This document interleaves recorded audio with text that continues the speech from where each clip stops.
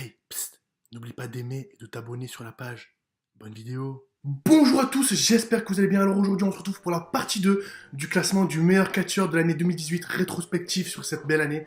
Voilà, on commence tout de suite avec la 18e et la 17e place. En 18e position, on retrouve Bobby Roode. Bobby Roode qui a commencé l'année en étant champion des États-Unis et qui l'a fini en étant champion du monde par équipe avec Chad Gable. Ces deux événements ont fait qu'il soit 18e, mais voilà, ce qui lui a coûté vraiment cette place-là, c'est que à cause du milieu d'année, de WrestleMania jusqu'à novembre, avant Crown Jewel, Survivor Series, et il a perdu en importance, il a fait des matchs moins importants, il est même passé du côté des jobbers, commencé à perdre contre des jobbers.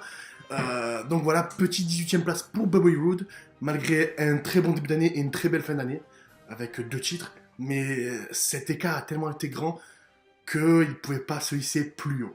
On passe tout de suite à la 17e place. Avec un titre remporté de championne de Raw féminine, c'est Nia Jax qui occupe la 17e place, malgré une victoire à WrestleMania. De l'autre côté, là pareil, elle a perdu en intérêt du personnage.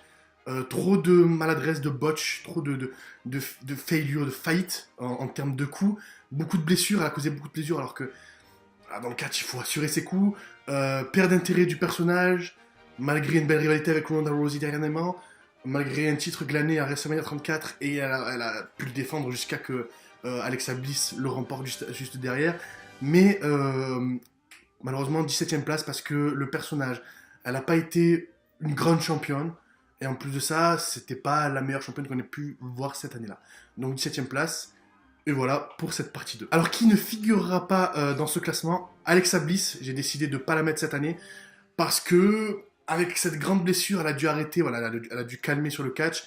Malgré 2 titres glanés dans l'année, enfin 2 titres en début d'année et surtout après le Money in the Bank qu'elle a gagné cette année. En plus de ça, elle pouvait y être, mais c'est une mention honorable qu'on restera sur le classement vu que d'autres catcheurs, d'autres talents ont grappillé des places et sont mieux placés. Voilà, cette courte vidéo est désormais terminée. On se retrouve le lendemain, donc demain, lundi, pour la partie 3 avec, je regarde, de la 16e place et la 15e place. Attention, attachez-vous aux ceintures parce qu'une des places est très surprenante. Voilà, n'hésitez pas à aimer et à vous abonner. Je vous remercie. Partagez la vidéo. Peace.